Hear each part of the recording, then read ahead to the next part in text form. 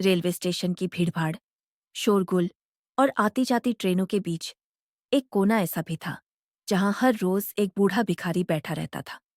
उसका नाम था रामू। 40 साल से भी ज्यादा हो गए थे उसे इस प्लेटफॉर्म पर भीख मांगते हुए।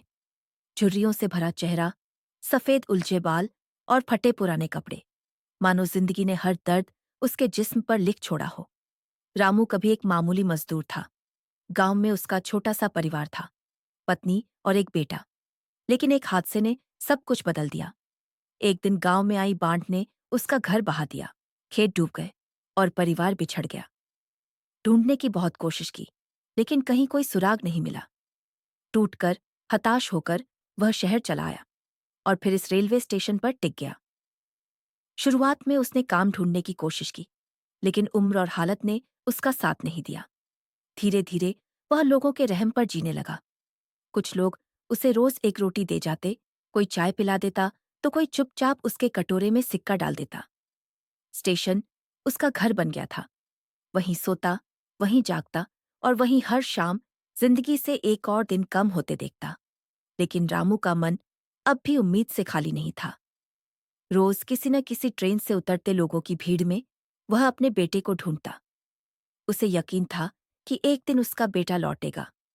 वह हर छोटे बच्चे को देखता और जब कोई नौजवान उसके पास से गुजरता तो दिल ही दिल में सोचता, कहीं यह मेरा बेटा तो नहीं। फिर एक दिन कुछ अजीब हुआ। एक युवक जो साफ सुथरे कपड़े पहने था, रामू के पास आकर बैठ गया। उसने रामू को गौर से देखा और पूछा, बाबा, क्या आप रामू हैं? रामू प्रसाद। रामू चौंक पड़ा। तुम कौन हो बेटा? मैं सुनील हूं, आपका बेटा।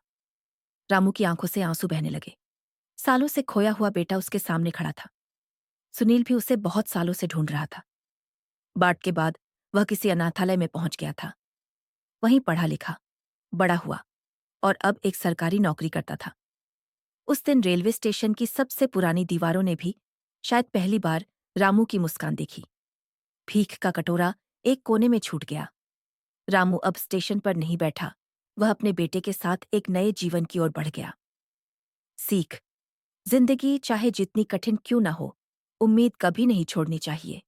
वक्त चाहे देर से सही, लेकिन कभी कभी चमत्कार जरूर होता है।